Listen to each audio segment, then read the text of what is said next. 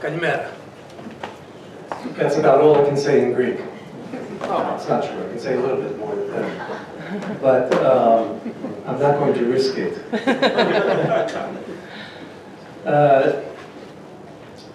Πάντως μπορώ να μιλάω στα ελληνικά, αλλά επειδή η μισή τουλάχιστον εδώ είναι αγγλοφόνοι, θα μιλάω τα αγγλικά και όποτε χρειάζεται να κάνετε ερωτήσεις βέβαια, μπορώ να απαντώ και στα ελληνικά. Ελπίζω να μπορείτε να τα καταλάβετε. So, this is our Institut métapsychique. This is where I'm coming from. I'd like to introduce myself as half American, half Greek, and half French. Because I've lived in France so long that I guess I should consider myself more French than anything else. The Institut métapsychique, of which I'm president for about 20 years now, is one of the oldest establishments in Europe doing research in the world, actually doing research on parapsychology. It was established in 1919 as a publicly recognized foundation of public utility. Yes, that's the English term. And it has a kind of an interesting rapport with psychic phenomena. And I'll put it in Greek, I don't know if it makes any sense. That's the translation I found for paranormal, παραφυσικά.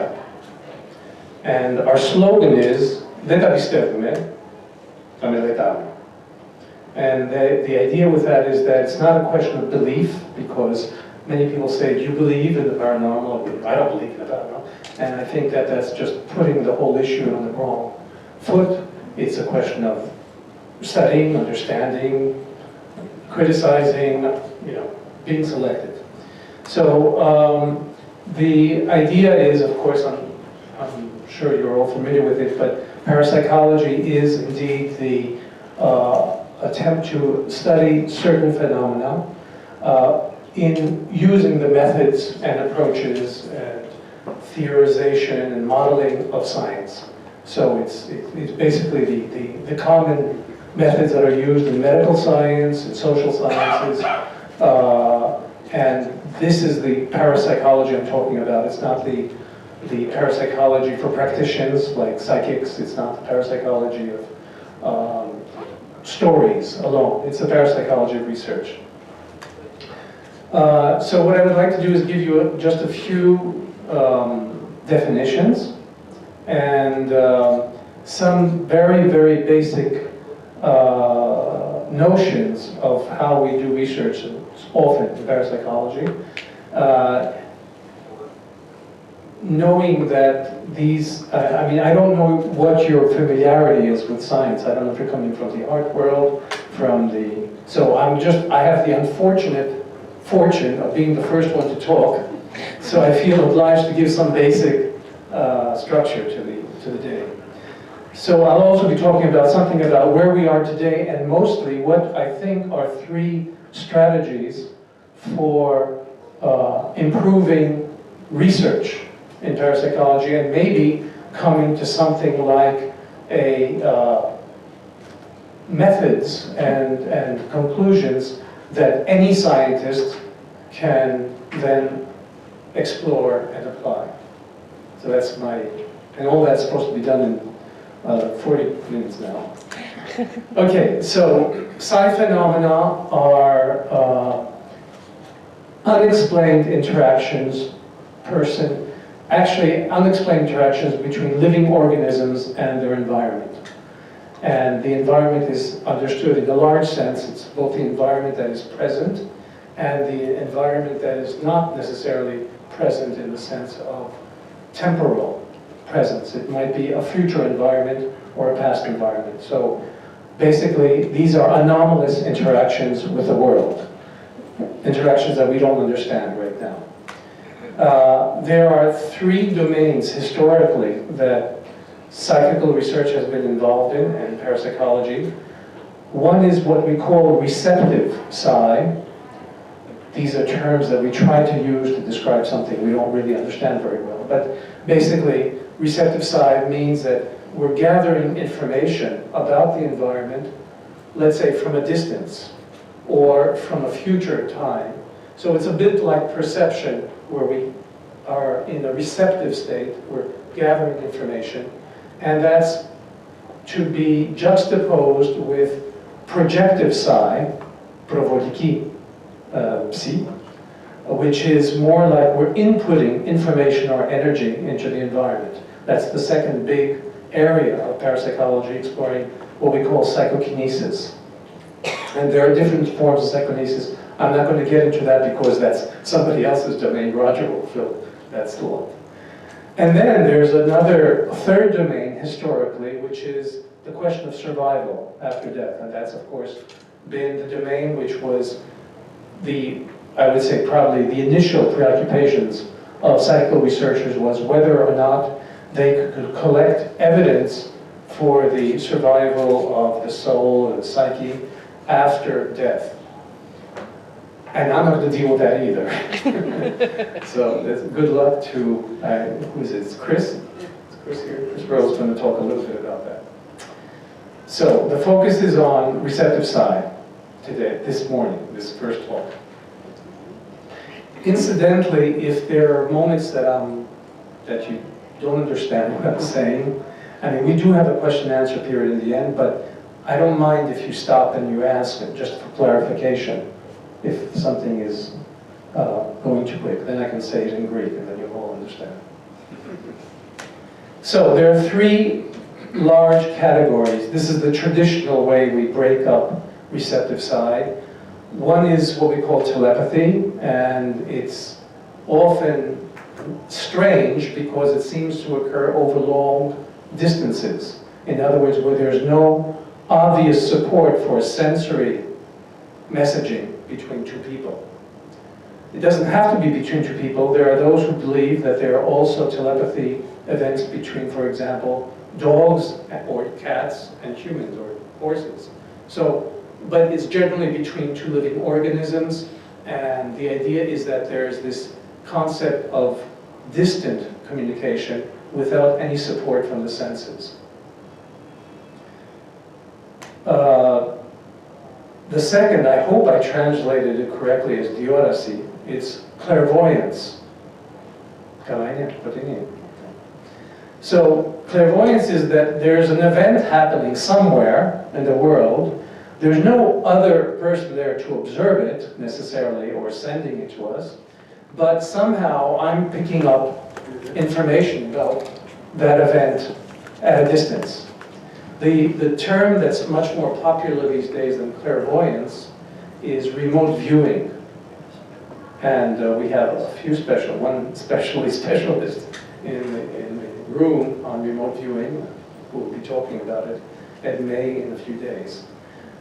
This is the idea that somehow, through support we don't know, we can't explain it as somebody sending messages or brain waves or whatever. All these explanations just fall apart when it comes down to clairvoyance, because there is no sender in that case. That's what at least the reason that it was initially distinguished from telepathy.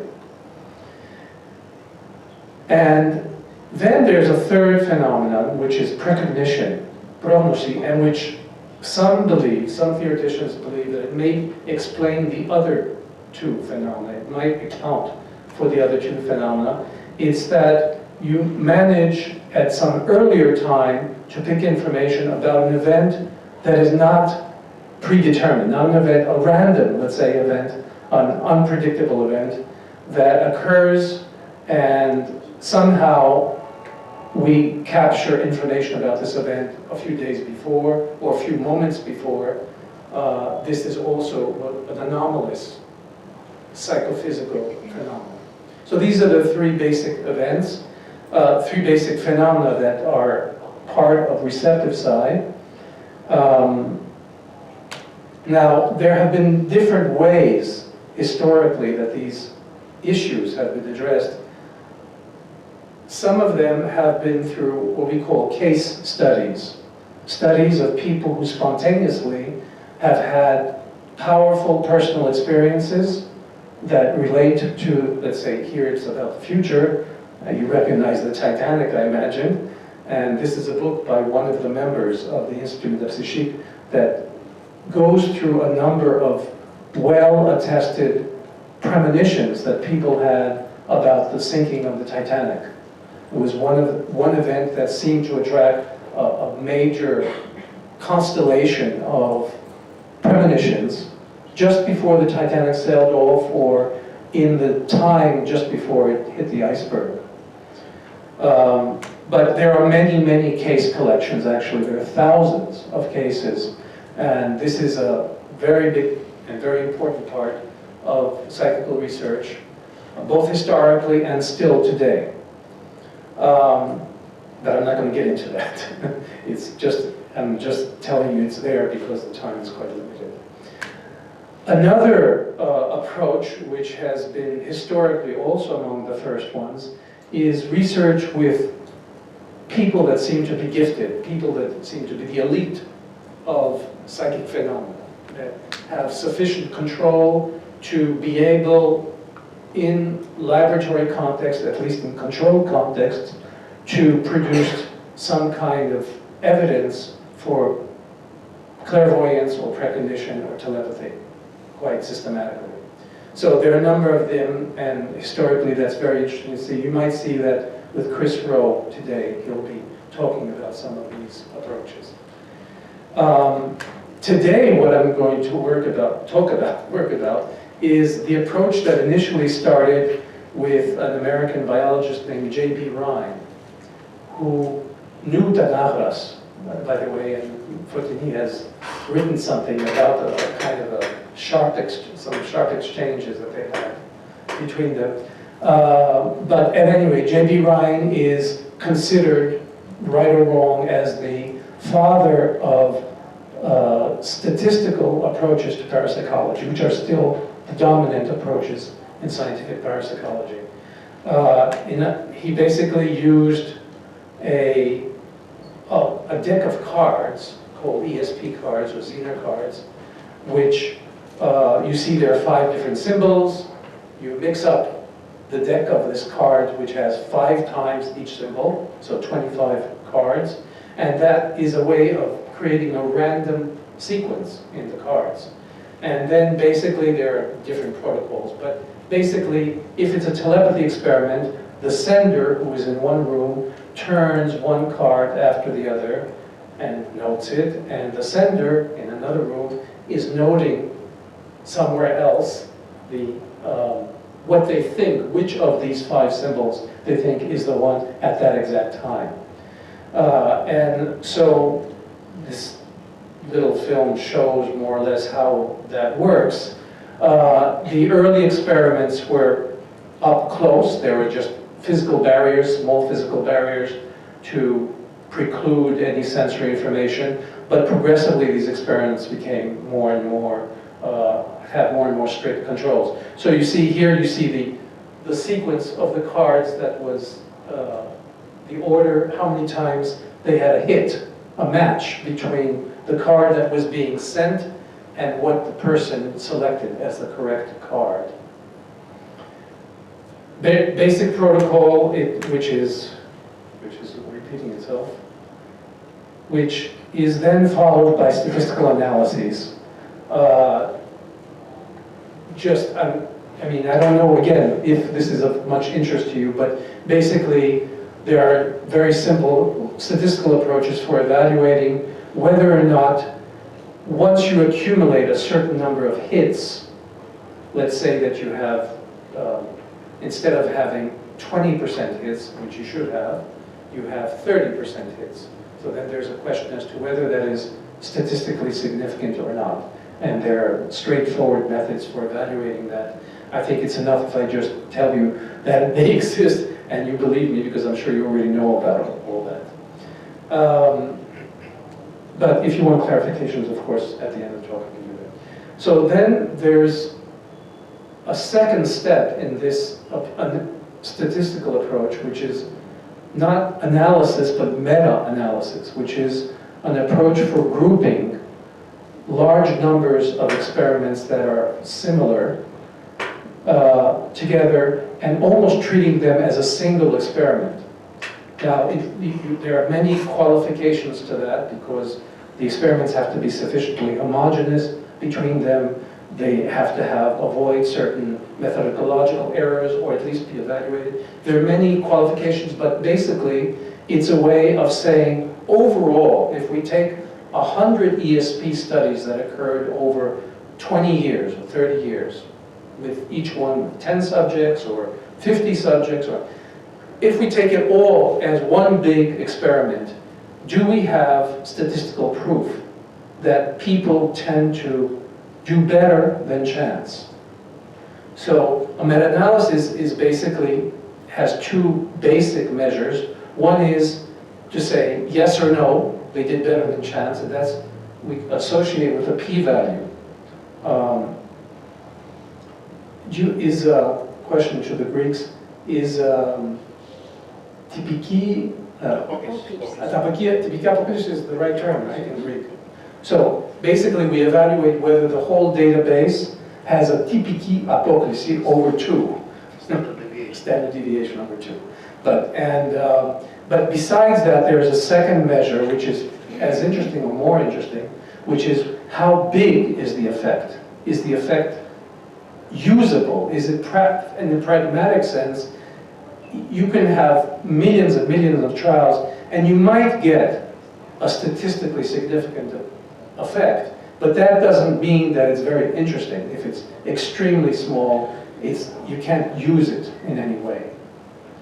So effect sizes are ways of saying, is this a usable effect in some sense? I'm simplifying a little bit, but that's...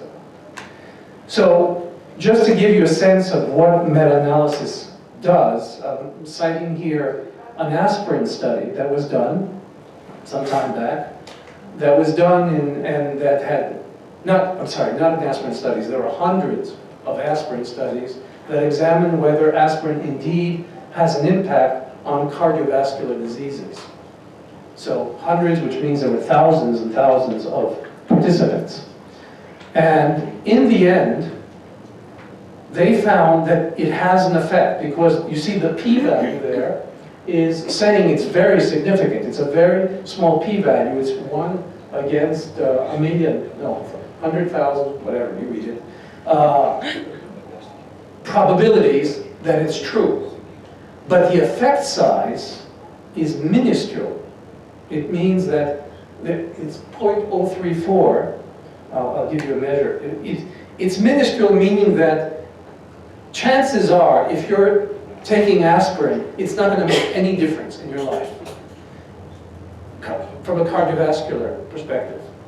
But over thousands and thousands and thousands of people, there are about 3.5% who will not have a cardiovascular disease or have it later because they took that aspirin.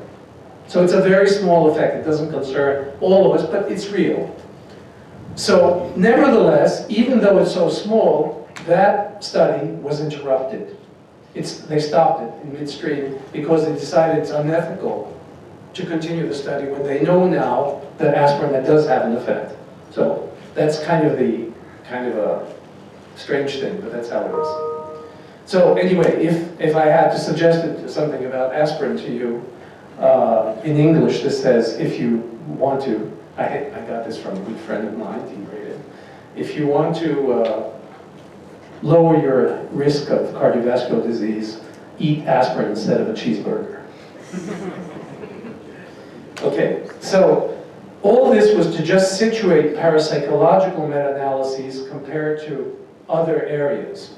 And just to give you one, because I'm not going to get into more qualitative stuff now after this quantitative introduction. To give you one, this was a meta-analysis that was done some years back on precognition specifically, prestis. And the question was, taking all the studies that have been done in this period of over 50 years, can we say that there is evidence, statistical evidence for precognition over the thousands of subjects or not? And in fact, the statistical evidence is very strong from a p-value perspective. It's much higher, lower probabilities than what we saw in the Aspirin study.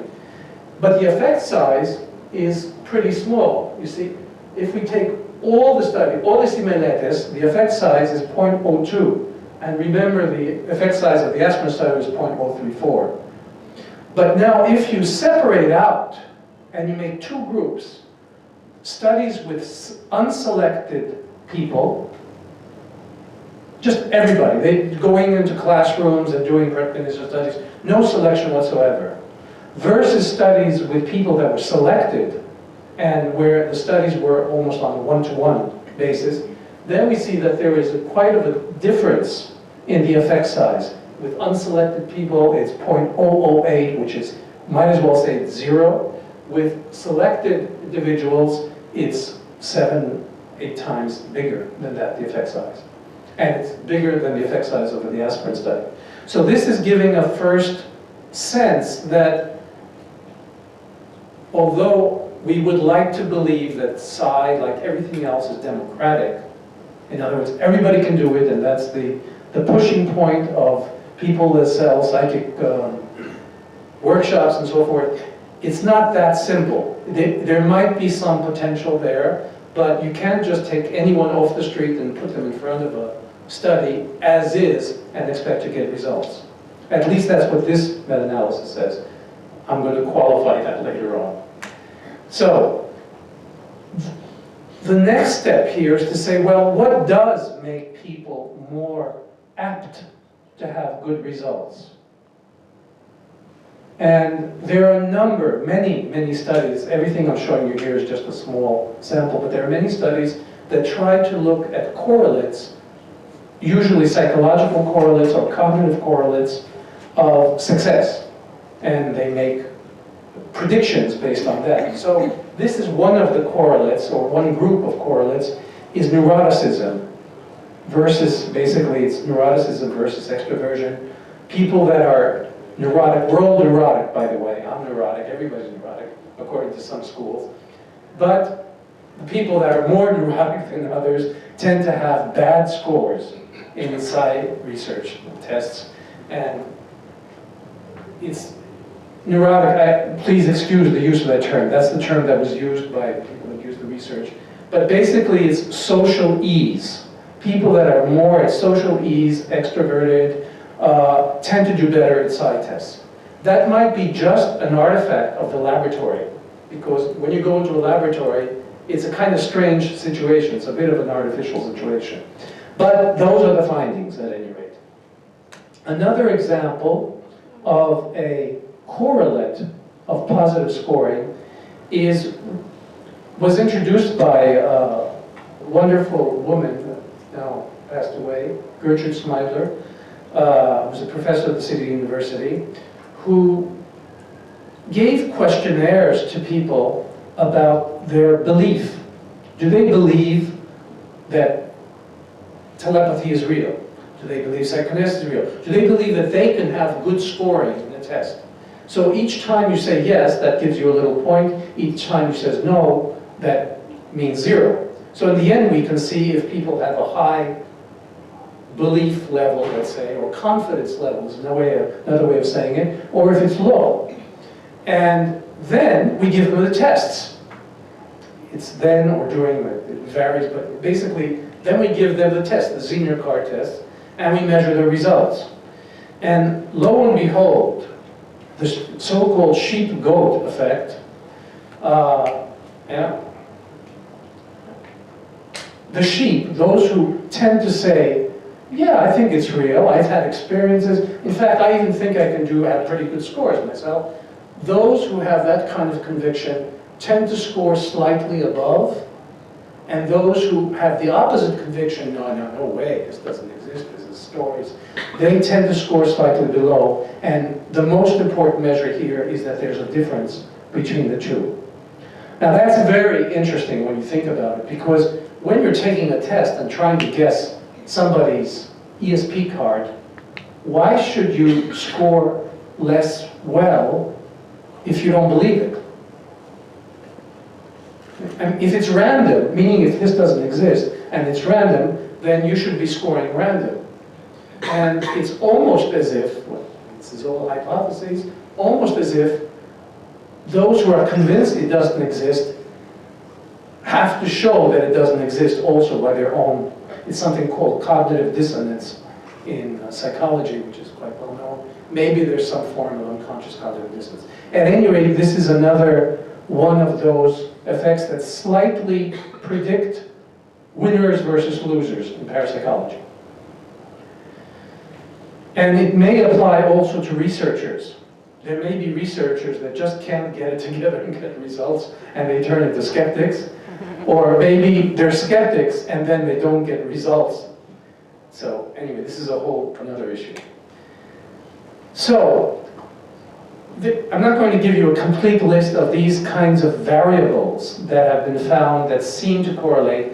I want to get to the key part of my talk, okay, which is what are the promising avenues for research?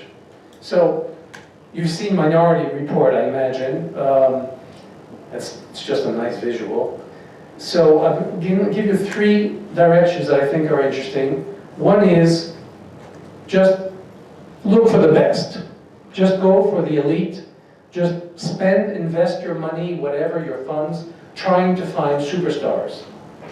And the second approach, which I'll talk about, is look below consciousness, because it seems that consciousness may get in the way. Conscious thinking may get in the way, and maybe we want to look to like physiological measures, the body.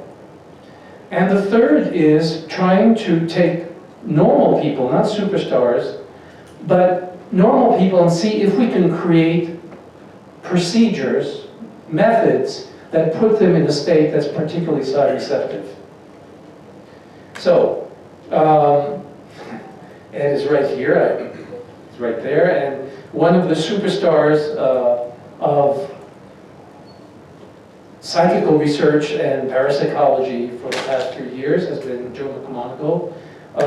They worked as part of, but I'm going to let Ed talk about this, as part of a program that was run by the US government, basically the DIA and other intelligence agencies, and that trained a small number of individuals to try to perceive events and structures and all kinds of things related to the enemy, generally. I mean, to the Russians, but also to others at that time. But a good part of that program was also a program to really understand the functioning of psi. It wasn't intelligence, it was coupled with just trying to understand what we're looking at. So anyway, I'm just going to put these up quickly so you could see. These are some examples that are often cited, but they're pretty instructive of, you see on the left what was the target, what the person was supposed to try and describe or draw, and on the right you see what was actually drawn.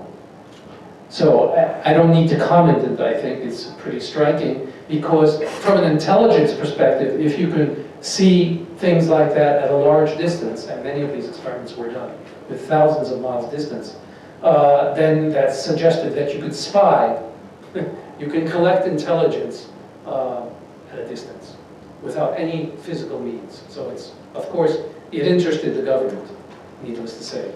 Another test, an example of a practice test. So this is on the West Coast in California, and you see these structures on anemone, and the drawing that was done on the receiving side. This is all, of course, done with total separation, 10 miles distance. Just one last one here. I think it's enough to look at the image. I didn't translate this, you'll have to figure it out. There was also another laboratory on the East Coast that was quite involved in remote viewing in Princeton, and Roger Nelson is here. He might have something to say about that, or not. And there too, there were similar kind of experiments, remote viewing experiments, where with descriptions often, and I think you can see from here the kind of accuracy that you can come about. That's not my time, but that's the 30 minutes already done. The kind of accuracy that could come up with in these kinds of sessions. Sometimes these sessions involve, indeed, several thousand kilometers distance. So, sorry, that was not supposed to be that word. So, to get back to this concept of how do we know what's going on, this is just a figure that I got from 3 different centers that did research. The researchers will correct me if I'm wrong. But some of the areas, some of the laboratories where this kind of remote viewing research was done, what's very interesting is that at SAIC and PEAR, Princeton Engineering, the effect sizes were very similar, which kind of is very interesting because it may be pointing to a similar phenomenon. Here we're talking about totally different individuals. In some cases there were military personnel who were trained, a small group. In other cases it was a larger selection. The methods varied quite a bit. Some were with just basically drawing, the others were oral. Nevertheless, we're coming up to a pretty decent effect size. Remember, the effect size with aspirin was 0.03. Here we're talking about an effect size that's 0.23, 0.20, and I think it's an interesting thing to look at. Okay, second promising approach is looking below the conscious mind. One of the first who tried this was a researcher named Douglas Dean. He used plethysmograph and to try and see if a person would react to another person's excitation, stimulation, at the very moment. At the moment that the person saw a card with a name, if that name was significant to the person that was hooked up, then would that create more excitation, or would it be just comparable to when the person sees a name unknown to the sender, to the receiver? I'm sorry. I'll describe it better with the next slide. You'll understand better, I think.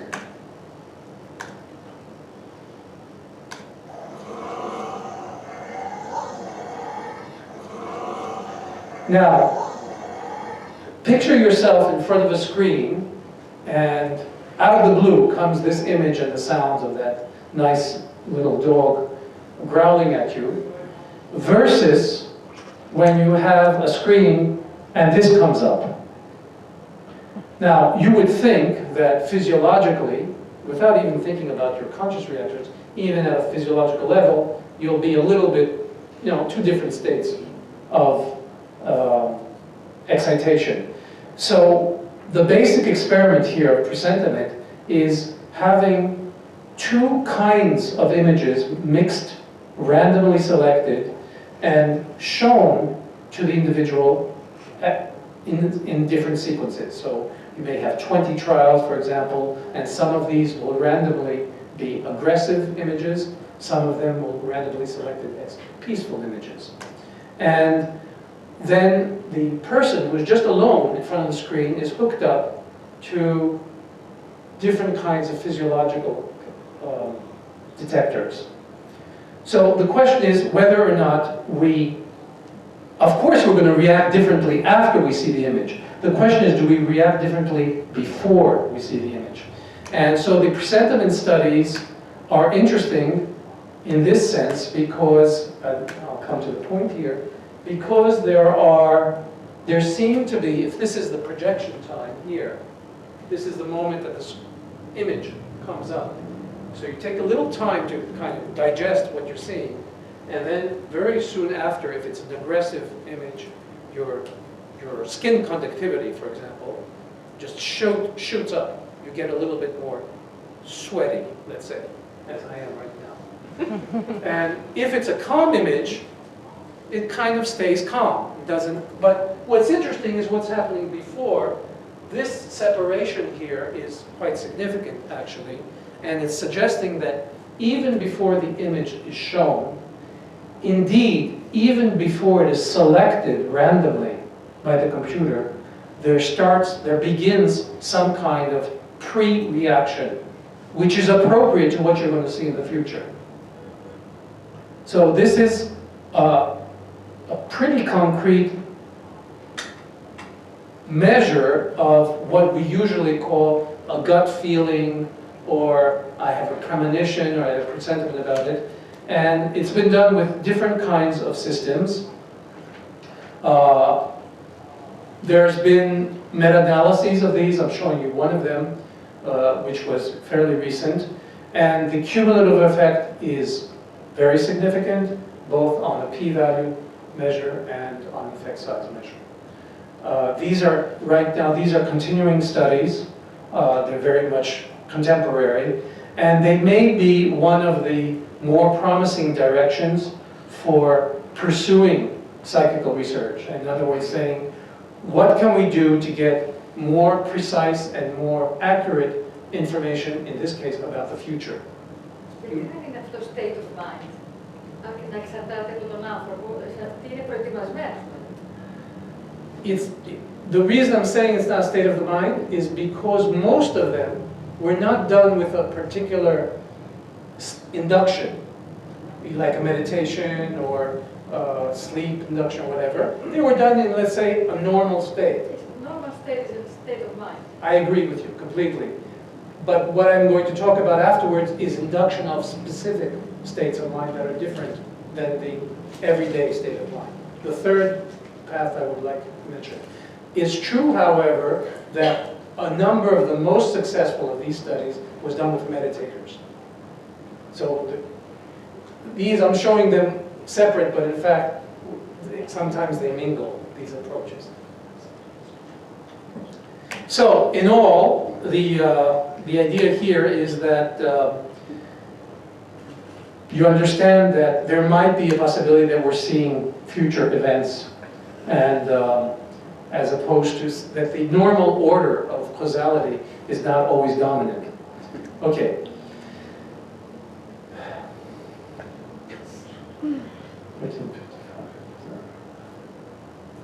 How are we doing? Where are you now? How am I doing? 10 minutes? Is that with question response? Greek style, okay. Let's get. So, the third direction, and I'll end with this, is the idea to induce a state of mind that is more conducive than the state of mind you're in now. Now, if you're falling asleep with my talk, maybe you're in a side-conducive state. But if you're just listening to me, probably not. So, I'll go through this a little bit quickly. This direction, it's an old direction. It started with mesmer and hypnotism, started centuries ago. But in modern times, it started with dream telepathy studies, which is where at Maimonides Hospital, which is the first place I discovered parapsychology many, many years ago. Mario may recall you and I met back there then at that research place. We met at Maimonides Medical Center, where Chuck Honorton was moving the dream telepathy studies into a new direction, which is the Ganzfeld, which I'd like to introduce very quickly. So basically, similar kind of idea. You set up people with physiological measures to see if they're in the dream state, and you let them dream all night. You let them sleep in the lab, while there's a sender. There's a person in another room who the poor person is awake all night looking at the same image for the whole night. And whenever the receiver seems to be in a dream state, which we can tell with physiological measures, the experimenter wakes up the receiver and says, please tell me what your dream is. And the person tells them the dream. And then after the person has told them the whole dream, they say, could you please go to sleep again? And then this goes on again and again all night. So you imagine it's kind of a torture night. So this is an example, a real example, where somebody's dreaming and has this mentation, and in the morning they have to see a number of images. And there we read back to them all their different dreams. I'm just giving you one sample here. One dream that was particularly interesting. And when she sees that, she says, of all these images, the one that looks closest to what I had was that one. And indeed, that was the image that was being sent. So basically, there was a series of studies with this. As you can see, there are 450 trials, a high success rate when we take it to a binary. The effect size is very high. The replications, mostly with unselected subjects, again, unfortunately, were not as good, though the effect size was still significant. The approach I was most involved in was the Ganzfeld, which kind of was an attempt to take this long and expensive approach and create a much shorter version. And it uses something that's like the hypnagogic state as opposed to the dream state. The hypnagogic state being when you fall into sleep and come out and come, that's hypnagogic. Did you have a question? Yeah. Is it a chemically induced sleep state or they naturally flow in the sleep mode? No, this is induced. Here it's induced. Yeah. The other one, the dream telepathy, was naturally induced. People would come like at midnight or 11 at night, Right. and they would go their natural time. Here, So however, imitating then it is definitely an induced sleep state because in the other experiment you said that they were asked again to go in the sleep mode just to have the data. they would. Yeah, that's not natural, of course, unless you have nightmares. But the natural part is that is their natural dream cycle that we're in. Whereas here, this is induced. Somebody arrives at 4 o'clock in the afternoon. We stick ping pong balls on them. Here, we put them in a dark room, and we say, please talk. And they talk, and they talk, and they talk. It's called like a free association. And meanwhile, somebody, this is Chuck Honerton, who's passed away a while ago, who's looking at an image that's been randomly selected. And the question is, can that other person in the other room, who's talking and talking and talking, will they pick up some elements of the target image enough to be able to identify it afterwards? And so they're asked, basically, after these 30 minutes or 40 minutes of being in this state of mind, the hypnagogic state, they're asked to say, okay, which one do you think was the image that was sent to you? And that's how that session works. So there's 1 in 4 chances that they'll pick the right image, just 1 in 4. But we can accumulate statistics over hundreds of sessions and see if indeed we just have a 25% hit rate or if we have a better hit rate. It turns out that the studies in this area were very successful. It's one of the approaches that's considered, let's say, one of the best bet approaches for research, but not the only one. Many of us are trying to get something beyond the Ganzfeld and do better than that. But I just wanted to quickly show you some of the, beyond the statistics, some of the qualitative aspects of these, because sometimes it's really striking. It's like you have somebody describing the target in front of you. Try and look at the difference between these targets and the difference of the content of what the person is saying at a distance. And understand that these targets could be anything, an image of anything. So it's just to give you an idea of the kind of... So I'll show you this and then I'll end with this, because I wanted to show you a movie.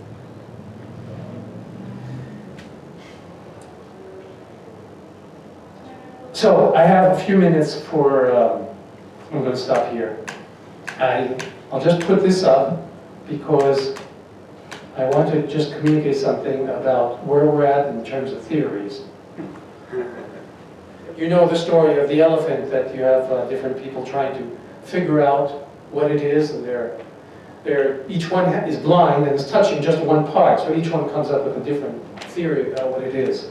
That's kind of where we're at in terms of theory. What I presented to you was more the empirical research, experimental research, the question of what is really going on and how does this information get across space is another question, and I hope we'll advance on that today and the days that come. Thank you.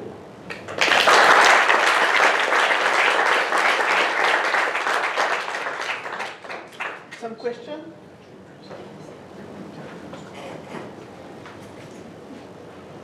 Yes. I was wondering what the research is with Gansfeld.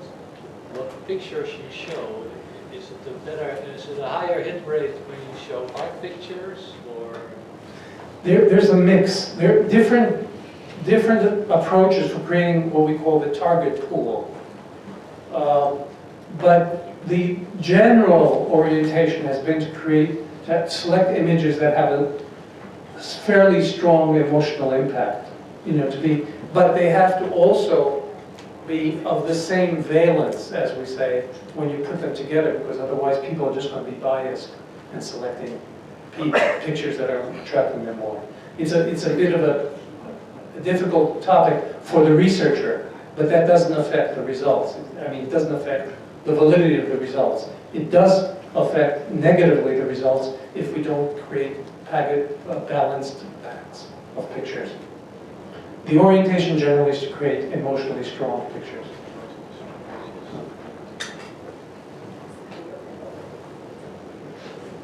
Well, either I didn't evoke any curiosity from all of you, or you're ready to go on. Yes? I just find it so interesting the statistics that you talked about, because I work in paramedicine, and actually I hadn't realised how low the aspirin statistics seems to me, but of course the way you explained it, it seems very high, but it just seems so amazing that the statistics are close to that, and I have no idea. Is that published somewhere? Oh yeah, there's zillions of publications on aspirin's effect on... The comparison with the effects you had, the way that you presented it so clearly seemed just amazing. Yeah, I don't know, did Dean publish that? I know he used that comparison, he published it, right? Jessica. It's certainly in the, Jessica, that's right. Jessica Utz, 95. I'll give that to you later. I'll give that to you. I can find it. A comment about Jessica Utz. She just stepped down as being the president of the American Statistical Association. And in her formal presidential address, she mentioned her work in psi research at the end of that. Can't do better than that. Jessica Utz is involved in a lot of the research on methodology and statistics, and she also happens to have been the president of the key statistical society of the United States, so it's kind of international, so it's nice. We are a bit late, so we go on with thank you very much again. Thank you all.